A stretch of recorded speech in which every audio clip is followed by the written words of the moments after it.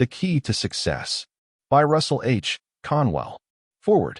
People are thinking, but they can think much more. The housewife is thinking about the chemical changes caused by heat in meats, vegetables, and liquids. The sailor thinks about the gold in seawater. The soldier thinks of smokeless powder and muffled guns. The puddler meditates on iron squeezers and electric furnaces. The farmer admires Luther Burbank's magical combinations in plant life. The schoolgirl examines the composition of her pencil and analyzes the writing paper. The teacher studies psychology at first hand. The preacher understands more of the life that now is. The merchant and manufacturer give more attention to the demand. Yes, we are all thinking, but we are still thinking too far away. Even the prism through which we see the stars is near the eyes. The dentist is thinking too much about other people's teeth. This book is sent out to induce people to look at their own eyes, to pick up the gold in their laps, to study anatomy under the tutorship of their own hearts. One could accumulate great wisdom and secure fortunes by studying his own fingernails. This lesson seems the very easiest to learn, and for that reason is the most difficult. The lecture, The Silver Crown, which the author has been giving in various forms for 50 years, is herein printed from a stenographic report of one address on this general subject. It will not be found altogether as a lecture, for this book is an attempt to give further suggestion on the many different ways in which the subject has been treated, just as the lecture has varied in its illustrations from time to time. The lecture was addressed to the ear. This truth, which amplifies the lecture, is addressed to the eye. I have been greatly assisted, and sometimes superseded, in the preparation of these pages by Professor James F. Willis of Philadelphia. Bless him. My hope is by this means to reach a larger audience even than that which has heard some of the things herein so many times in the last 45 years. We do not hope to give or sell anything to the reader. He has enough already. But many starve with bread in their mouths. They spit it out and weep for food. Humans are a strange collection, but they can be induced to think much more accurately and far more efficiently. This book is sent out as an aid to closer observation and more efficient living. Russell H. Conwell. September 1917. Observation.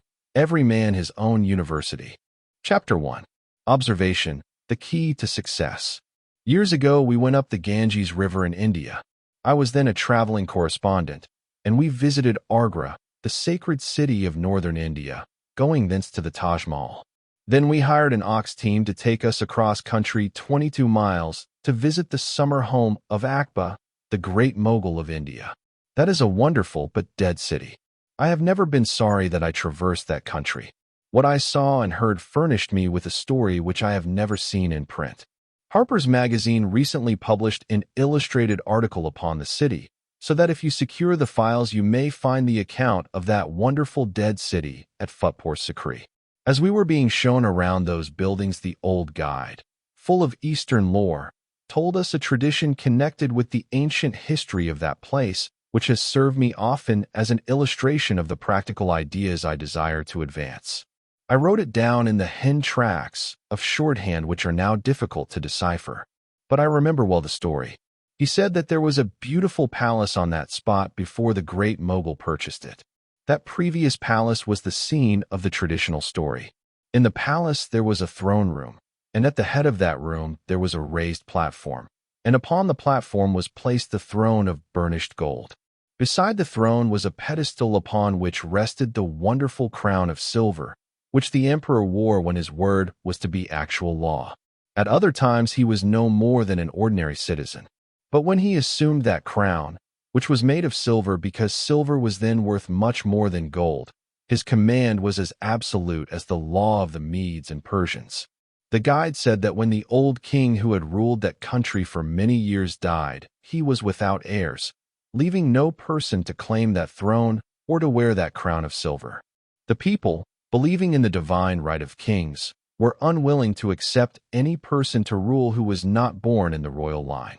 They wasted 12 years in searching for some successor, some relative of the late king. At last the people sank into anarchy, business ceased, famine overspread the land, and the afflicted people called upon the astrologers, their priests, to find a king. The astrologers, who then worshipped the stars, met in that throne room and, consulting their curious charts, asked of the stars, "Where shall we find a successor to our king?" The stars made to them this reply: "Look up and down your country, and when you find a man whom the animals follow, the sun serves, the waters obey, and mankind love, you need not ask who his ancestors were.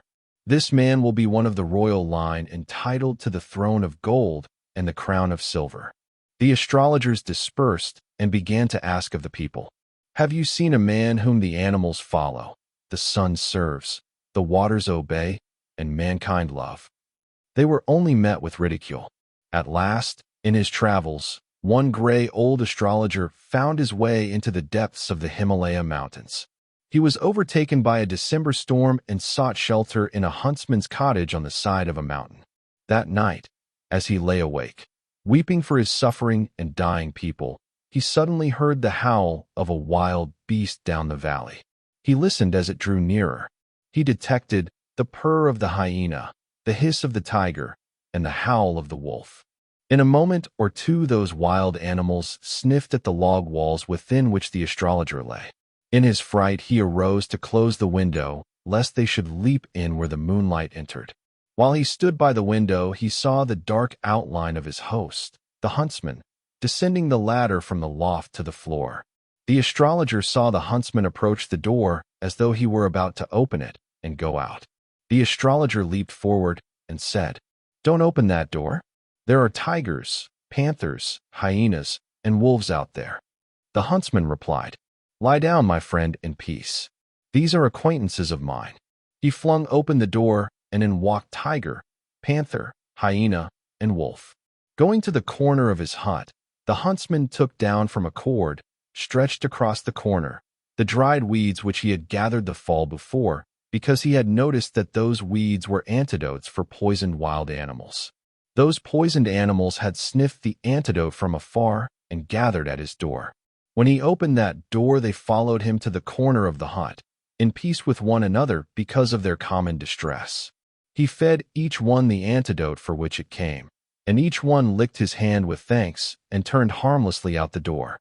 Then the huntsman closed the door after the last one, and went to his rest as though nothing remarkable had happened. This is the fabulous tradition as it was told me. When the old astrologer lay down on his rug after the animals were gone, he said to himself, "The animals follow him." And then he caught upon the message of the stars and said, "It may be this huntsman is the king," but on second thought he said, "Oh no, he is not a king. How would he look on a throne of gold and wearing a crown of silver, that ignorant, horny-handed man of the mountains? He is not the king." The next morning it was cold, and they desired a fire, and the huntsman went outside and gathered some leaves and sticks. He put them in the center of the hut upon the ground floor. He then drew aside a curtain which hid a crystal set in the roof, which he had placed there because he had noticed that the crystal brought the sunlight to a focused point upon the floor. Then the astrologer saw, as that spot of light approached the leaves and sticks with the rising of the sun, the sticks began to crackle. Then the leaves began to curl, little spirals of smoke arose, and a flame flashed forth. As the astrologer looked on that rising flame, he said to himself, "The sun has lit his fire. The sun serves him, and the animals followed him last night. After all, it may be that he is the king." But on second thought he said to himself again, "Oh, he is not the king. For how would I look with all my inherited nobility, with all my wealth, cultivation, and education, as an ordinary citizen of a kingdom of which this ignorant fellow was a king? It is far more likely to be me." A little later the astrologer desired water to drink, and he applied to the huntsman, and the huntsman said, "There is a spring down in the valley where I drink." So down to the spring went the astrologer. But the wind swept down and roiled the shallow water so that he could not drink, and he went back and complained of that muddy water. The huntsman said, "Is that spring rebellious? I will teach it a lesson." Going to another corner of his hut, he took down a vial of oil which he himself had collected, and, going down to the spring with the vial of oil, he dropped the oil upon the waters. Of course, the surface of the spring became placid beauty, As the astrologer dipped his glittering bowl into the flashing stream and partook of its cooling draught, he felt within him the testimony. This is the king, for the waters obey him. But again he hesitated and said, I hope he is not the king. The next day they went up into the mountains, and there was a dam holding back, up a valley, a great reservoir of water. The astrologer said, Why is there a dam here with no mill? And the huntsman said, A few years ago I was down on the plains, and the people were dying for want of water. My heart's sympathies went out for the suffering and dying humanity, and when I came back here I noticed. I may as well stop here in this story and emphasize this phrase. He said, When I came back here I noticed. This is the infallible secret of success. I wish you to be happy. I wish you to be mighty forces of God and man. I wish you to have fine homes and fine libraries and money invested, and here is the only open road to them. By this road only have men who have won great success traveled. The huntsman said, When I came back here, I noticed a boulder hanging on the side of the mountain. I noticed it could be easily dislodged, and I noticed that it would form an excellent anchorage in the narrow valley for a dam. I noticed that a small dam here would hold back a large body of water in the mountain. I let the boulder fall, filled in for the dam, and gathered the water. Now every hot summer's day I come out and dig away a little more of the dam, and thus keep the water running in the river through the hot season. Then, when the fall comes on, I fill up the dam again and gather the waters for the next year's supply. When the astrologer heard that, he turned to the huntsman and said, Do mankind down on the plains know that you are their benefactor? Oh yes, said he, they found it out. I was down there a little while ago, selling the skins I had taken in the winter, and they came around me, kissed me, embraced me, and fairly mobbed me with their demonstrations of gratitude. I will never go down on the plains again. When the astrologer heard that mankind loved him, all four conditions were filled. He fell upon his knees, took the horny hand of the huntsman, looked up into his scarred face, and said, Thou art a king born in the royal line. The stars did tell us that when we found a man whom the animals followed, the sun served, the waters obeyed, and mankind loved, he would be the heir entitled to the throne, and thou art the man.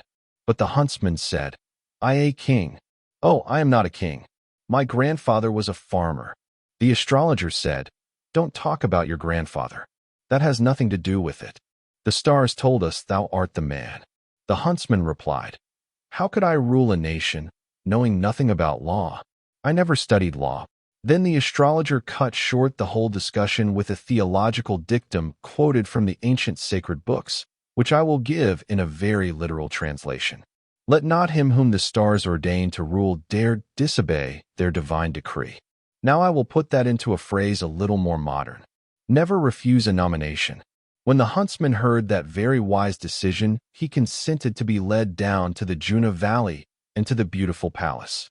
There they clothed him in purple.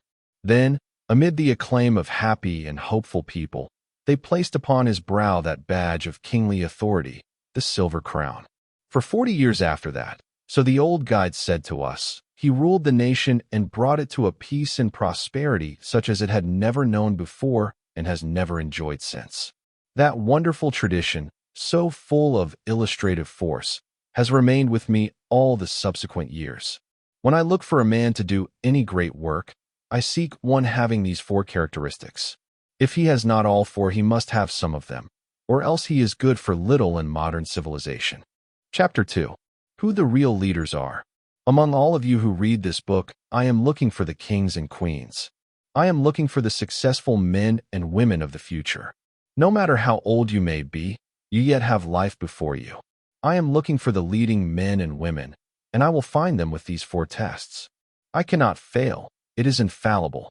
Some men, intensely American, will say, Oh, we don't have any kings or queens in this country. Did you ever observe that America is ruled by the least number of people of any nation known on earth? And that same small number will rule it when we add all the women, as we soon shall, to the voting population. America is ruled by a very few kings and queens. The reason why we are ruled by so few is because our people are generally intelligent. Oh, you will ask, do you mean the political boss rule? Yes, That is not a good word to use, because it is misleading. America is ruled by bosses, anyhow, and it will be so long as we are a free people. We do not approve of certain phases of boss rule, and so don't misunderstand me when I state that a very few persons govern the American people. In my home city, Philadelphia, for instance, nearly 2 million of people are ruled by 4 or 5 men. It will always be so.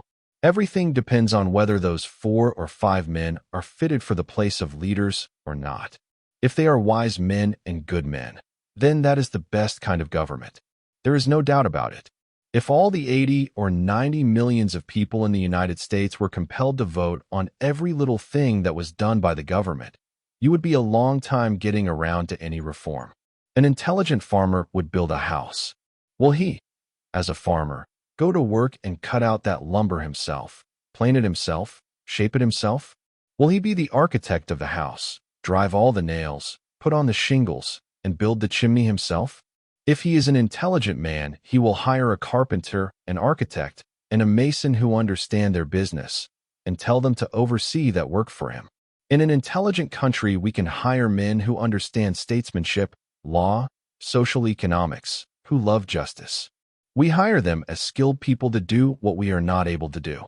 Why should all the people be all the time meddling with something they don't understand? They employ people who do understand it, and consequently, in a free nation, a few specially fitted people will ever be allowed to guide. They will be the people who know better than we know what to do under difficult or important circumstances. You are ruled by a few people, and I am looking for these few people among my readers. There are some women in this country who now have more influence than any known statesman, and their names are hardly mentioned in the newspapers. I remember once, in the days of Queen Victoria, asking a college class, "Who rules England?" Of course, they said, Queen Victoria. Did Queen Victoria rule England? During her nominal reign, England was the freest land on the face of the earth, and America not half as free if you go to the extremes of comparison. She was only a figurehead, and she would not even express an opinion on the Boer War. It was all left to the statesmen, who had really been selected by the Parliament to rule. They were the real rulers. I am looking for the real kings, not the nominal ones, and I shall find the successful men and women of the future by the 4 tests mentioned in the old tradition of the silver crown. The first one is, animals will follow them. If a dog or cat tags your heels tomorrow, remember what I am writing about it here. It is evidence of kingship or queenship. If you don't have a cat or dog or an ox or a horse to love you, then I pity you. I pity the animal the most, but you are also a subject of sympathy. Is there no lower animal that loves to hear your footstep, whines after your heels, or wags the tail, or shakes the head at your door? Is there no cat that loves to see you come in when the house has been vacant? Is there no faithful dog that rises and barks with joy when he hears your key in the door? If you have none, it is time you had one, because one of the important pathways to great success is along the line of what animal life can give to us of instruction and encouragement. The time has come when a dog ought to be worth at least $1,000. The time has come when a horse that now trots a mile in 2:05 or 2:06 ought to trot a mile in 55 seconds. That is scientifically possible. Now, where are your deacons and your elders and your class leaders that you haven't a horse in your city that will trot a mile in 55 seconds? Oh, says some good, pious brother, I don't pay any attention to trotting horses. I am too religious to spend time over them. Is that so? Who made the trotting horse? Who used the most picturesque language on the face of the earth, in the book of Job, to describe him? Did you ever own a trotting horse? Did you ever see a beautiful animal so well fed, so well cared for, trembling on that line with his mane shaking, his eyes flashing, his nostrils distended, and all his being alert for the leap? And did you hear the shot, and see him go? If you did and didn't love him, you ought to be turned out of the church. The time has come when a horse may be as useful as a university. At Yale University, one day, I heard a professor of science tell those boys that a horse has within its body so much galvanic or electric force continually generated by the activities of life, that if that electricity could be concentrated and held to a certain point, a horse could stand still and run a 40 horsepower electric engine. He went further than that and said that a man has within his living body sufficient continually generated electricity which, if it were brought to a point, might enable him to stand still and run a 10-horsepower electric engine. I went out of that classroom with a sense of triumph, thinking, there is going to be use, after all, for the loafers who stand on the corners and smoke. In Europe, some years ago, a sewing machine was invented on which a lady put her bare feet, and her electric forces started the machine. This power does not yet run the machine strong enough to force the needle for real sewing. The only question is to get more of the electricity of that lady through the machine and secure the greater power. Then if a young man wants a valuable wife, he must marry one full of lightning. The time is very near at hand when all the motive power of the world may be furnished by animal life. When they get one step further, the greatest airships will go up and take with them a lapdog. The airship will require no coal, no oil, but just the electric force of that lapdog. And if they carry up enough to feed that dog, he will furnish the power to run the motors. The great high seas of the air will be filled with machines run by lapdogs or the electricity of the aviator himself. It is not so far away as many of you may suppose, and it is the greatly needed improvement of this time, not so much for the purpose of the war as for peace. The time has come when an old hen may become a great instructor of the world. I would rather send my child to an old hen than to any professor I ever saw in my life. That old biddy which scratches around your door, or who cackles beside your fence, or picks off your flowers, knows more of some things than any scientific professor on the face of the earth. I wish I knew what that old hen does. But there are some professors who pretend to have a wonderful intellect, who say, I graduated from Leipzig or from Oxford or Harvard, and I have no time to observe a hen. No time to notice a hen? My friend, did you ever try to talk with her? No, I did not. She has no language. Didn't you ever hear her call the chickens and see them come? Didn't you ever hear her scold the rooster and see him go? Well, a hen does have a real language, and it is time you scientific professors understood what that old biddy says. Oh, but, says the professor, I have no time to spend with a hen. They are around the place all the time, but I never take any special notice of them. I am studying the greater things in the world. Won't you come into my study a minute, Professor, and let me examine you? You have examined the boys long enough. Now let me examine you. Bring all you know of science and all the scientific applications ever made and all the instruments that are ever used. Bring all that the world has ever discovered of chemistry. Come, and take in your hand a dove's egg, just the egg. Now, Professor, will you tell the person who is reading this book where, in this egg, is now the beating heart of the future bird? Can you tell where it is? Oh no, I cannot tell that. I can tell you the chemistry of the egg. No, I am not looking for that. I am looking for the design in the egg. I am looking for something more divinely mysterious than anything of chemistry. Now, Professor, will you tell me where in that egg is the bony frame that next will appear? No, I cannot tell you that. Where is the sheening bosom, and where the wings that shall welcome the sun in its coming? No man can tell that, says the professor. The professor is quite right. It cannot yet be told.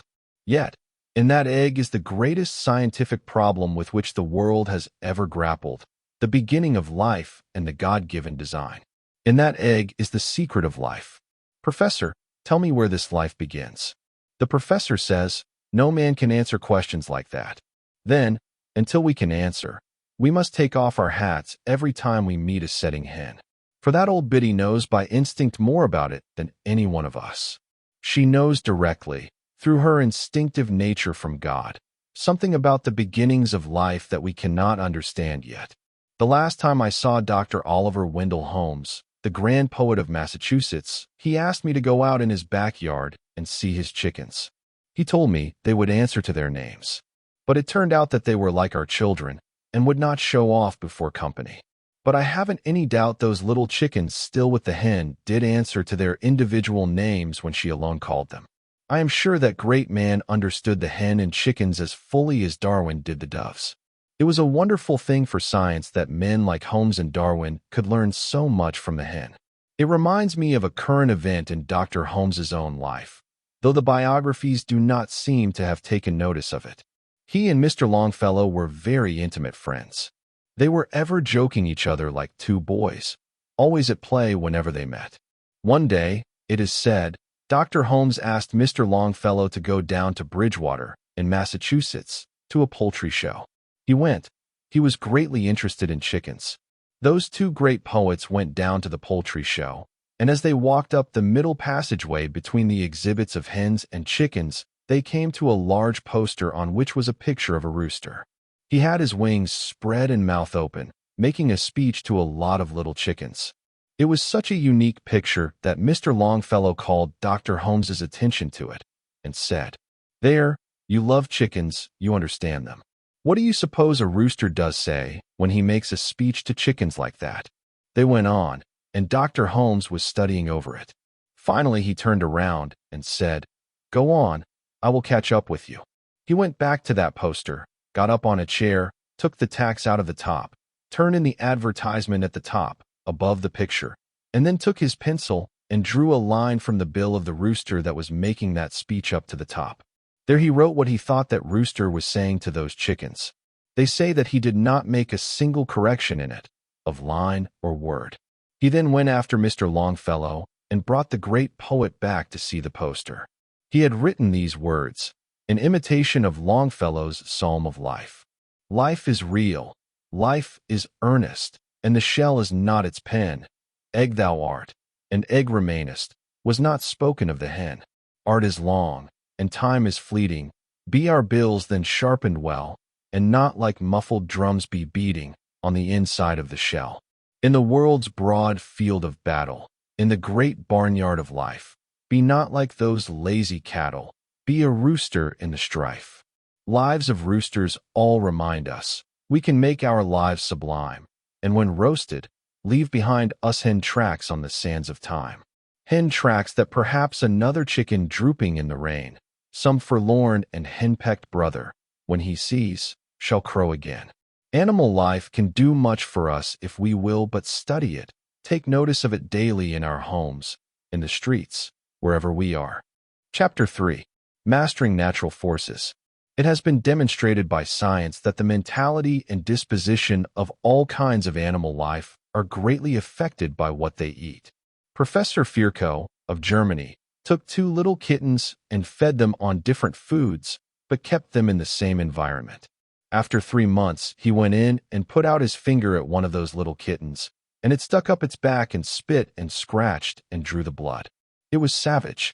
He put out his finger to the other kitten, fed on the other food, and it rubbed against his finger and purred with all the loveliness of domestic peace. What was the difference between the kittens? Nothing in the world but what they ate. Now I can understand why some men swear and some women scratch. It is what they eat. The universities of the world are now establishing schools of domestic science for the purpose of training people to understand the chemistry of digestion and the chemistry of cooking. Oh, there is an awful need of better cooks. Yet the fashionable aristocratic American lady thinks it is altogether beneath her dignity to cook a pie or pudding or boil potatoes. How short-sighted that is. The need of better cooks is great. How many a man fails in business because his wife is a poor cook? How many a student is marked down because of the bad biscuit in the boarding house? Oh yes, and how many a grave in yonder cemetery would be empty still if there had been a good cook in that house? I have grappled with an awful subject now, the need of better cooks. A man can't even be pious with the dyspepsia. The American lady, so-called, who sits in the parlor amid the lace curtains and there plies her needle upon some delicate piece of embroidery, and commits the wonderful chemistry of the kitchen to the care of some girl who doesn't know the difference between a frying pan and a horse rake, is not fit to be called an American lady. Any fool could sit amid the curtains, but it takes a giant mind to handle the chemistry of the kitchen. If women forsake that throne of power, men must take it, or our civilization must cease. But I will not follow this thought into the thousands of discoveries animals suggest, because, in this wonderful tradition, the Real King was not only followed by animals, but the sun served him, and the waters obeyed him. Now I can combine those two thoughts for illustration, using the wonderful locomotive which draws our railway trains. The locomotive has within it the coal, which is the carbon of the sun. Thus the sun serves man by heating the water, and there is the water changing to steam and driving the piston rods over the land, obeying man. We need so much to travel faster than we do now. I saw a man not long ago who said he did not like to travel a mile a minute in a railway train. If you don't go faster than a mile a minute 10 years from now, you will feel like that old lady who got in a slow train with a little girl. The conductor came through and asked for a ticket for the little girl, and the old lady said, "She is too young to pay her fare." "No," said the conductor. "A great girl like that must pay her fare." "Well," the mother replied, "she was young enough to go for nothing when we got in this train." You will feel like that if you don't travel faster than a mile a minute 10 years from now. The time is soon coming when, in order to go from Philadelphia to San Francisco, you will get in the end of a pipe or on a wire, and about as quick as you can say that you will be in San Francisco. Is that an extravagant expression? The time draws nigh when you won't say that is an extravagant expression. As I am writing this, a company to lay that long-contemplated pneumatic tube from New York to Boston is being formed. They have been fighting in the courts over the right to lay it. When they finish it, you can put 100 weight of goods in the New York end of it, and it will possibly land in Boston in 1 minute and 58 seconds. Now, then, what is to hinder making a little larger pipe and putting a man in and sending him in 1 minute and 58 seconds? The only reason why you cannot send them with that lightning speed is for the same reason, perhaps, that the Irishman gave when he fell from a tall building, and they asked, "Didn't the fall hurt you?" No, it was not the falling that hurt me. It was the stopping so quick. That is all the difficulty there is in using now those pneumatic tubes for human travel. We need those inventions now. We are soon going to find the inventors. Will you find them graduating from some university or from some great scientific school at Harvard, Yale, Oxford, or Berlin? It may be. I would not say, while presiding over a university myself, that you would not find such people there. Perhaps you will. But come back in history with me a little way, and let us see where these men and women are to be found. Go into northern England, and go down a coal shaft underground 2 miles, and there is a young man picking away at a vein of coal 1.5 feet thick. His hair sticks out through his hat, his face is besmirched, his fingers are covered with soot. Yet he is digging away and whistling. Is he a king? One of the greatest the world has ever seen. Queen Victoria, introducing her son, who has since been king, to that young man, said to him, "I introduce you, my son, to England's greatest man." What? This poor miner, who has never been to school but a few months in his life. While he had not been to a day school, he had been learning all the time in the University of Experience, in the world's great university, everyday observation. When such a man graduates, he gets the highest possible degree. DNR, don't need recommends. Let us go in the mine and ask the miner his name. "Young man, what is your name?" "Stevenson, the inventor of the locomotive itself." "Oh, where are thy kings, O men? They may be in the mine, on the mountain, in the hovel or the palace, wherever a man notices what other people have not seen. Wherever a man observes in his everyday work what other people have not noticed, there will be found the king. Are any of my readers milkmen? Are you discouraged when the brooks freeze up in the winter? Now, there was a milkman in West Virginia, not many years ago, who went to the train every morning with the milk from the farm, and while they were putting the milk in the car, he studied the locomotive standing in the station. What do you know about a locomotive? "Oh, I don't know anything about it." Is that so? You have seen and ridden after them all your lifetime, and you have seen them standing in the station. You have looked at the immense structure with some respect, but you don't know anything about it, and then you expect to be a successful man. That young man became interested in the locomotive, and while he stood around there, he watched it, measured it, asked the engineer questions about it. One day the engineer, seeing he was interested, took him down to the switch and showed him how to put on the steam, and how to shut it off, and how to reverse the engine, ring the bell, operate the whistle, and all about it, and he was delighted. He went home and made draftings in the evenings of the locomotive.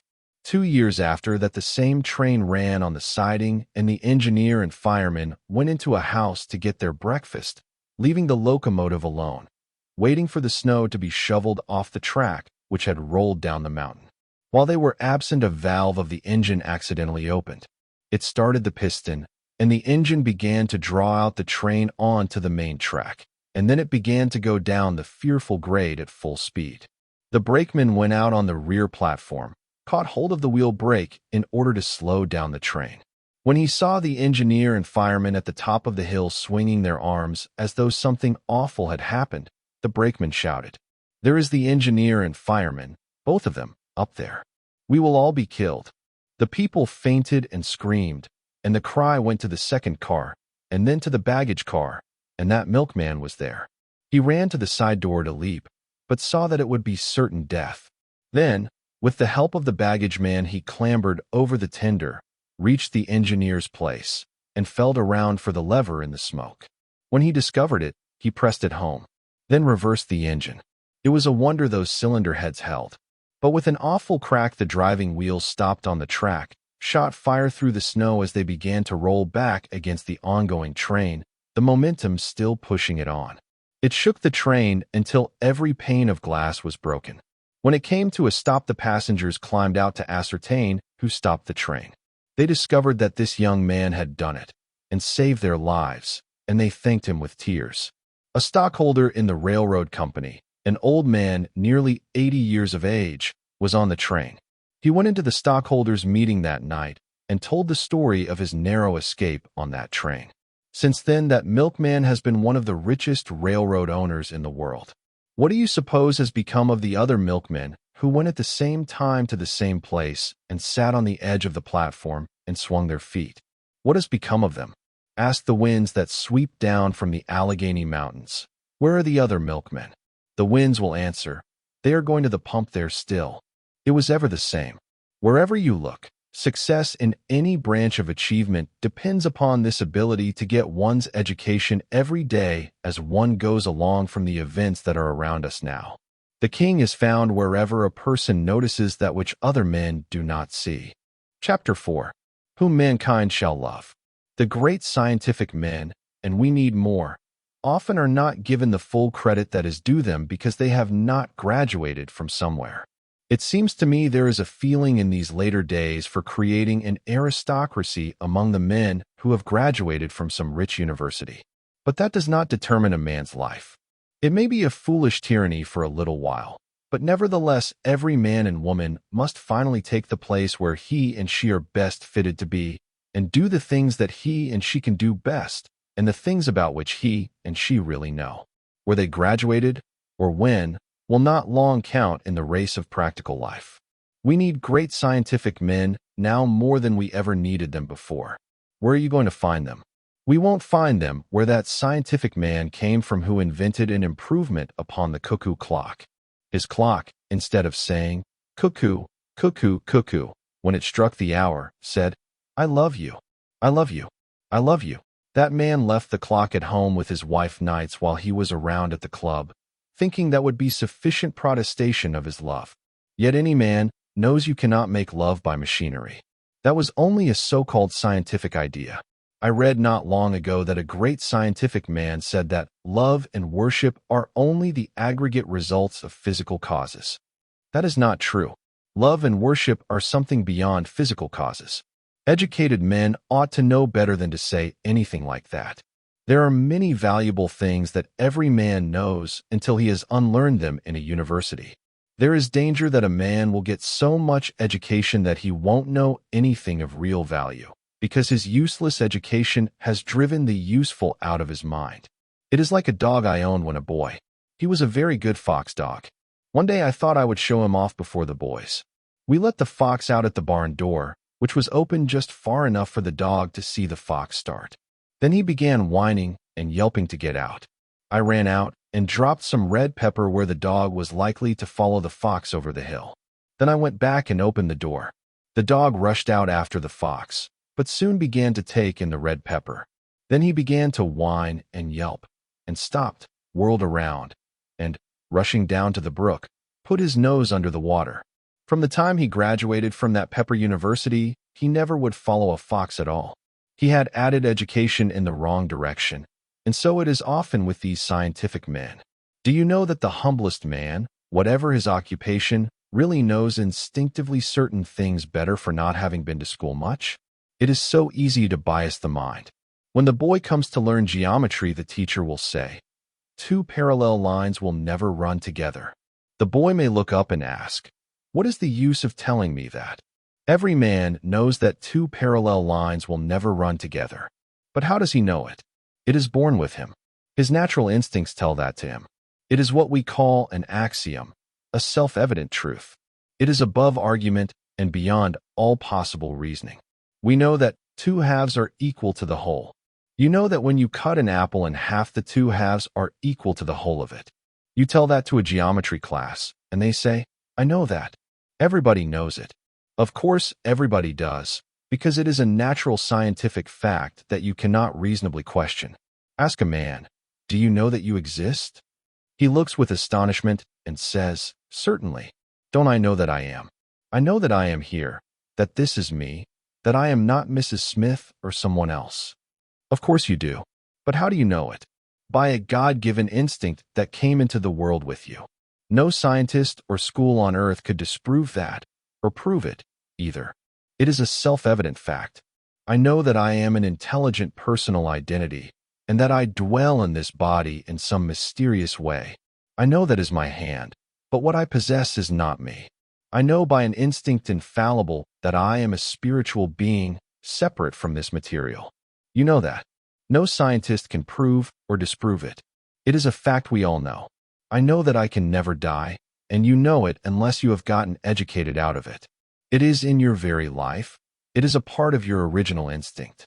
When some graduate of some great university shall come to you, young man, and say, "I can prove to you that the Bible is not true," or "I can prove to you that your religion is false," you can say to him, "You are nothing but an educated fool." Because the more you have studied, the less truth you seem to know. It is only one's own personal self that can know his own religious instincts. It is only himself that can know whether he is in spiritual relation to God or not. No education on earth can overturn the fact, although wrong study may confuse the mind. When a man comes to me, with his higher education, to overturn religion, it reminds me of what Artemus Ward said to that lordly graduate of Oxford and Cambridge. This man told Ward that he was disgusted with his shows. Artemus Ward asked him, "What do you know about these shows?" And he said, "I know everything about them. I graduated from 2 universities. Then Artemus Ward said, "You remind me of a farmer in Maine who had a calf that stole the milk of 2 cows, and the more milk he got, the greater calf he was." Such is the effect sometimes of education on religious life. The more mental education of some kind which you get, the less you may know about your natural religious instincts. There is a great need today, and prayers go up to heaven now for men and women whom mankind shall love. Love because they are great benefactors. Love because, while they are making money or gaining fame or honor for themselves, they are blessing humanity all the way along. I must not argue now. I will illustrate, because you can remember the illustrations and you might forget an argument. There is a great need for artists. There never was such a need in the progress of Christian civilization as there is now for great painters.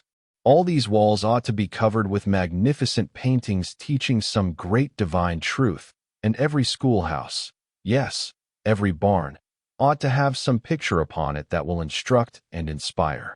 All our children seek to go to the moving pictures, and that shows what an agency there is in pictures for the instruction of mankind. We need artists by the thousands. It is not a surprise to me that a New York man is getting a salary of $35,000 a year for moving picture work, because he notices something other people have not seen. It is no surprise that a great store in that city pays an advertising man $21,000 a year salary. He can see what the rest of the public does not see. We need great artists, hundreds of them. Where are you going to find them? You will say at the art school, in the National Gallery in London, or at the Louvre in Paris, or in Rome. Well, it may be that you will. But it is an unfortunate thing for your theory that one of the greatest painters in America painted with a cat's tail. It is another enlightening thing that the man who received the highest prize at the World's Fair in Chicago for a landscape painting never took a lesson in color or drawing in his life. But that doesn't argue against lessons nor against schools or universities. Don't misunderstand me in this. I am only making emphatic my special subject. He took the highest prize and never went to an art school in his life. If he had attended school, the teacher might have tried to show him something and thus weakened his mind. The teacher in a school who shows a child anything that child could work out for himself is a curse to that child. It is an awful calamity for a child to be under the control of a too kind-hearted teacher who will show him everything. One of the greatest artists was Charlotte Bronte. She was a wonderful little woman, and I like little women. Did you ever read Longfellow's poem on Little Women? It always reminds me so much of Charlotte Bronte. One day he showed me the poem, and I asked him why he did not print it in his book, and he replied, "I don't think it is worthwhile." Since his death, they have given it first rank, and I will quote one verse. "As within a little rose we find the richest dyes, as in a little grain of gold much price and value lies, and as from a little balsam much odor doth arise, so in a little woman there's a gleam of paradise." Charlotte Bronte was one of those wonderful, wiry, beautiful little cultivated combinations of divine femininity which no man can describe. She had a younger brother on her hands, and when a young woman has a younger brother on her hands, if she has a beau, she has her hands full.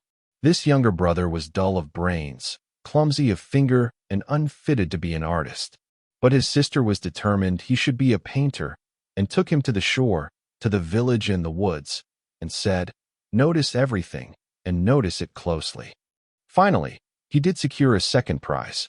Then his little sister threw her arms about her brother's neck and kissed him and thanked him for getting that prize. That is just like a woman. I never could understand a woman. Of all the mysterious things that the Lord ever put together, a woman is the most mysterious.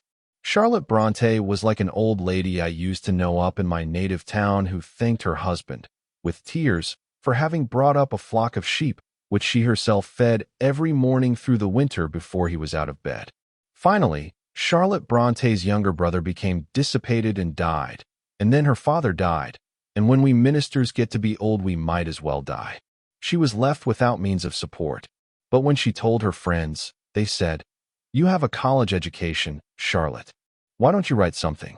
We now find that the first thing she wrote was Jane Eyre, the wonderful story for which she at last received $38,000. Queen Victoria invited that humble girl to her palace at Windsor because of her marvelous genius. How came she to write a book like that? Simply because she had noticed so closely, for her brother's sake, that from the nib of her pen flowed those beautiful descriptions as naturally as the water ripples down the mountainside. That is always so. No man ever gives himself for others' good in the right spirit without receiving 100-fold more in this present time. I will go one step farther with this thought. We do need great painters, but we don't want more painters like that man who painted the Israelites coming out of Egypt, representing them with muskets on their shoulders with US on the butts. But more than artists, we need great musicians. There is an awful need of music. We have too much noise, but very little real music. Did you ever think how little you have? Do you suppose a true musician is simply a man who roars down to low B and squeals to high C? What an awful need there is of the music which refines the heart, brightens the mind, that brings glory and heaven down to men. I have not the space here to expand upon that thought. The awful need of humanity for real music. But we don't get it. I do not know why it is. I am not able to explain. But perhaps I can hint at what music is. At Yale I had to earn my own living, and that is why, for these 44 years, I have been lecturing exclusively to help young men secure their college education. I arose at 4 o'clock and worked in the New Haven house from 4 to 8 to get the comebacks from the breakfast table so that my brother and I could live. Some days, however, I digged potatoes in the afternoon and taught music in the evening, although the former was my proper occupation. Sometimes my music scholars would invite me in to play something to entertain their company, and I noticed the louder I played, the louder they talked. I often said, what a low standard of musical culture there is in New Haven. But I learned something after I left college. I learned I was not a musician. Had I been a musician, they would have listened. That is the only test of real music. There is no other. If you sing and everyone whispers, or you play and everyone talks, it is because you are not a musician. I dare tell it to you here, when I would not dare say it to you individually if we were alone. There is no person on earth who gets so many lies to the square inch as a person who drums on a piano. What is music? Music may be wholly a personal matter and be called music. I remember Major Snow, of my native town, who used to listen to the filing of the saw at the sawmill. How that did screech and scratch until it hurt to our toes. We asked the old major why he went down to the mill Saturday, when he could go any other day. He said, "Oh, boys, you do not understand it. When I was young, I worked in a sawmill, and I come down here to hear them file that saw. It reminds me of the good old days. It is music to me." He was educated up to that standard where filing of a saw was music to him, and so men may be educated in all manner of ways in so-called music. But it is not the real music. What is true music? I went to a beautiful church in New York to exchange with the pastor, and an officer of the church came down the aisle as I walked in and said to me, "Sir, the choir always opens the service." They did. They opened it. I sat down on the pulpit sofa and waited an embarrassingly long time for something to be done up there. The choir roosted on a shelf over my head. The soprano earned $4,000 a year, and I was anxious to hear her. Soon I heard the rustle of silk up there, and one or two little giggles. Then the soprano began. She struck the lowest note her cultivated voice could possibly touch, and then she began to wind, or rather, corkscrew, her way up and up and up, out of sight, and she stayed up there. Then the second bass began and wound his way down, down, down, down to the Hades of sound, and he stayed down there. Now, was that music? Was it worship? Why? If I had stood in that sacred place and positively sworn at the people, it would not have been greater sacrilege than that exhibition up on that shelf. Do you think the living God is to be worshipped by a high-flying, pyrotechnic, trapeze performance in acoustics? Neither worship nor music was there. Music does not consist of a high-flying circus trapeze performance in acoustics. What is music? Music is such a combination of sound as moves the heart to holier emotions, quickens the brain to brighter thoughts, and moves the whole man onto nobler deeds. That is music. Nothing else is music. You can only find out whether you are a musician or not by taking notice, while you sing, whether you hold the attention of the people, and whether you influence their memory and thereafter character. Chapter 5. Need of Orators. We need great orators. The need is something alarming. I am often called to lecture at the Chautauquas and the Lyceums, and the committees often urge me to recommend some man or woman who will fill a place on the public platform. They offer marvelous rewards for those who will do that well. There are no men or women alive, not one known in our land today, who could be called a great orator. When I began to lecture 58 years ago, there were Henry Ward Beecher, Wendell Phillips, George William Curtis, Edward Everett, the greatest orator of his day, and John B. Goff. I esteem it a great honor to have been induced by Mr. Goff to go on the lecture platform. They are all gone, and no successors have appeared. Liberty and oratory have ever gone together, and always will. Hence the need of oratory is especially pressing now. Why don't we have orators? The editors say, because the newspaper has come in and goes into every home, and a man on Sunday will read a better sermon in his newspaper than ever was delivered, and will save paying the minister and having trouble with the choir. Now, that time will never come. You will never get along without real orators, no matter how many newspapers you may have. I respect the press. I have had something to do with its work in my lifetime. I have worked upon and owned a daily newspaper. But I must say that there is something, after all, in the shake of a living man's finger, something in the flash of his eye, something in the stamp of his foot, but vastly more in his mesmeric power, which no cold type will ever express. You never can fully express the living man in cold lead. Why don't we have great orators? I don't think the newspapers are in the way. But other people say to me, it is the injurious effect of the modern school of elocution, which is now called the school of oratory. It has only been a few years since all these elocutionary schools changed their names to schools of oratory, and consequently damaged the prospect of our country. The school of elocution may not be a school of oratory at all. It may be a hindrance to oratory. It depends on what the teaching is. There is a wide difference between elocution and real oratory. Elocution is an art of expression which every teacher has, and he teaches his own art. But oratory is the great science of successful speech. The man who gets what he pleads for is an orator, no matter how he calls. If you call a dog and he comes, that is oratory. If he runs away, that is elocution. Why don't we have greater orators? These schools of elocution remind me of an incident which occurred about 17 years ago. I don't believe I will hurt anyone's feelings now by mentioning it. The professor of elocution was sick one day, and the boys came after me. They wanted me to come because the teacher was away, and I resolved to go and entertain that class and let it pass for a recitation. Professors often do that. When I came into the classroom, I said to the boy on the front seat, "What was the last lesson you had in elocution?" One of the boys said, "Peter Piper, pickle picker, picked 6 pecks of pickled peppers. If Peter Piper, pickle picker, picked 6 pecks of pickled peppers, where are the 6 pecks of pickled peppers which Peter Piper picked?" That is lip exercise in elocution.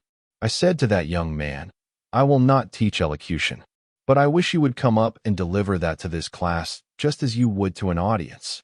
The boy came up and put his toes together and his hands by his side, for he had not reached the study of gesture. He yelled very rapidly and loudly, "Peter Piper, pickle picker, picked 6 pecks of pickled peppers. If Peter Piper, piping, picked 6 pecks of pickled peppers, where are the pecks of pickled peppers which Peter Piper picked?" It was elocution, but it was not oratory. I had trouble in getting up another boy, but I finally did. He thought that oratory consisted entirely in elocutionary inflections, so he delivered it. Peter Piper picked 6 pecks of pickled peppers. If Peter Piping picked a peck of pickled peppers, where's the peck of pickled peppers Peter Piper picked? With marked raising and lowering of the voice. It sounded like an old rooster in the barn in the morning. But being elocution, it was not oratory. But the most illustrative and most absurd speech I ever heard was by a visitor in that class that day. He was sitting over near the aisle, and one of the students came and whispered to me, "That young man has graduated from an Eastern school of elocution, and he is going to act the heavy parts in tragedy upon the stage. He is a great elocutionist, and won't you get him to recite something to the class?" I fell into the trap and went down to the young man and said, "I understand you are an elocutionist. Will you come up and recite something for the class?" As soon as he looked up at me, I saw by his eyes there was something the matter with his head. I do not know just what, but things have happened since that make it no unkindness to refer to him the way I do. I said, "Please come up and recite something." And he replied, "Shall I recite the same thing the young men have been reciting?" I said, "You don't need to do that. Take anything." He left his gold-headed cane, the best part of him, on the floor, and then he came up to the platform and leaned on the table and said to me, "Shall I recite the same thing the young men have been reciting?" I said, "You can if you wish. You are perfectly free to take anything you choose. The professor is away, anyhow. When the cat is away, the mice will play." Then he began to prepare himself for that recitation. I never saw such behavior in my life. He pulled up his sleeves, brushed back his hair, shook himself, moved the table away forward, and I slid far back by the door and left the platform open, for I didn't know what he was going to do next. Then he gave the selection. Peter Piper picked 6 pecks of pickled peppers. If Peter Piping picked a peck of pickled peppers, where's the peck of pickled peppers Peter Piper picked? He rolled in a flutter the letter R in each line. That class looked up with awe and applauded until he repeated it. It was still elocution, but it was not oratory. He thought that oratory consisted of rolling the R's and rolling himself. That is not oratory. Where do they learn oratory? They learn it in the old-fashioned schoolhouse, from that old hen at the kitchen door, in some back office, in some hall, or some church where young men or women get together and debate, saying naturally the things they mean, and then take notice of the effects of what they debate upon, the conviction or after-action of those who listen. That is the place to observe. You must take notice if you are to be a great orator. The greatest orator of the future will be a woman. It has not been 2 months since the management of a women's Chautauqua said, "We could give $40,000 a year to any woman who will be a natural woman on the platform." They would make money at $40,000 a year if they hired a woman who would be a real woman. The trouble is that when women get on the platform, they try to sing bass or try to speak as a man speaks. And there is such a need for women orators now. I get provoked about it when I think, why isn't there a great woman orator like Mrs. Livermore now when she is needed so much? Chapter 6. Woman's Influence. If women vote, they will be of little account unless they are leaders. It is of no special advantage to the voter to ignorantly put a piece of paper in a box, but it is of great account to influence 10,000 votes. That is what women must do if they are going to exercise their right under suffrage. They must be the influence behind the throne, not merely a voter. When I was a boy in the district school, a substitute teacher came in, and we all loved that little woman. We would do anything she asked us to do. One day, that substitute teacher, who could not get a first-class certificate, copied a verse of a poem and asked me to read it. "If you cannot on the ocean sail among the swiftest fleet, rocking on the mighty billows, laughing at the storms you meet." She asked me to read it once, and then she turned the paper over and said, "Now, Russell, repeat it." I said, "I have not learned it by heart." Said she, "Don't learn it by heart. I will try again." So she wrote the second verse. "If you are too weak to journey up the mountain steep and high." Then she said to me, "Now, Russell, read it through once, and notice carefully each word, and don't look back at a word a second time." I know not now why she demanded that.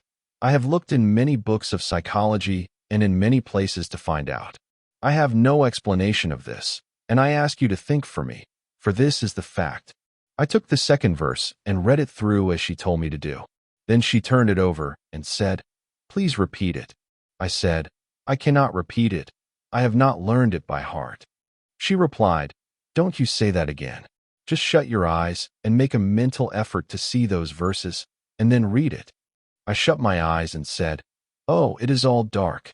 Then she seemed very much disturbed and said, "Now, Russell, don't say that. Won't you try to do what I ask you to do?" I thought the little woman was going to cry, so I said, "Yes, I will do the best I can." She said, "Shut your eyes again and make a determined effort, with your eyes shut, to see that poetry just as though it were right before you." I shut my eyes and made that effort, and saw it as distinctly as though I had held it before my open eyes. So long as my eyes were shut, I could see the two verses, and I read it all through, word for word, and I read it backward, word for word, to the beginning. I thought I had seen a ghost. I went home and told my father what had happened, and he rushed down from the pasture to the schoolhouse and said to the teacher, "If you indulge again in your foolish superstitions, you will never teach in that schoolhouse again." It must have been uncomfortable for her, and her secret went down to the grave with her, as far as I know. Yet what would I not give if I could place before the world now what that little girl knew? All our educational institutions, for which I have labored all these years, would be as nothing compared with that one secret if I could give it to you. That secret of being able to look upon a scene and shut one's eyes and bring it all back again, study it in detail. I have not had great personal power in that line, but I have seen a man who would take a column of the morning paper and read it down, and hand me the paper and read it through with his eyes shut and scarcely make a mistake. I do not know that I ever saw anyone who was infallible, but rarely would he make a mistake. Often he could tell me where the comma, semicolon, and other marks of punctuation were. I do not believe there is a normal child who is not mentally capable of that power when he has a teacher who understands how to develop it. That little teacher, who held only a second-class certificate, knew more about psychology than many of the greatest men who preside over great institutions. In the Alps some years ago was Professor Slayton, a native of Brighton, England. He was one of the nation's best botanists. His wife died, and he was left with a little child between 5 and 6 years of age. They boarded at the Hotel des Alpes in the Chamonix Valley. One morning he took his little girl up to the Mer de Glace, and then he told her to run back to the hotel, saying he would return to her in the evening. She bid her father goodbye and saw him go up Mont Blanc into the forest, and she ran back. He did not return in the evening, and she sat up all night and worried. And early in the morning she ran out from the hotel and ran up the stream to the path she had seen her father take. Then, running across, she started climbing up the side of the great snow-capped mountain. She came suddenly to a place where the path ran around along a projecting precipice, 280 feet in the perpendicular, around a promontory of rock that set a few feet back. When she came to that spot, her feet slipped upon the snow on the glare ice, and she slid down and down over the edge so far that her fingers just caught in the moss on the edge, and one foot rested on about an inch projection of the rock. As she hung there, she screamed, "Papa!" Her father heard that cry. He was down in the valley so far that he could not see her, but he could hear her voice. He recognized it, and he felt there was an awful need of him. Humanity called to him. He ran across the valley and up the path. On the way there was a tree near which he had previously noticed there was an axe. He pulled out the axe and ran onto a tree where he had previously observed there was a rope which the coal burners had long used to let coal down from the cliff. He clipped the rope with the axe, threw away the axe, and, tying the rope around him as he had noticed the guides do who take travelers over the sea of ice, he ran on, until suddenly he came to the spot where his little girl had slipped. He could see the parting in her hair 20 feet down, and all was glare ice between. His heart must have stopped beating, but he suddenly shouted, "Papa's come! Hold on tight!" She screamed, "I cannot hold on any longer." He turned and threatened her. "Oh, ye parents, whosoever you may be, you may save your own son or daughter from a physical or moral death by training them to obey when they are young."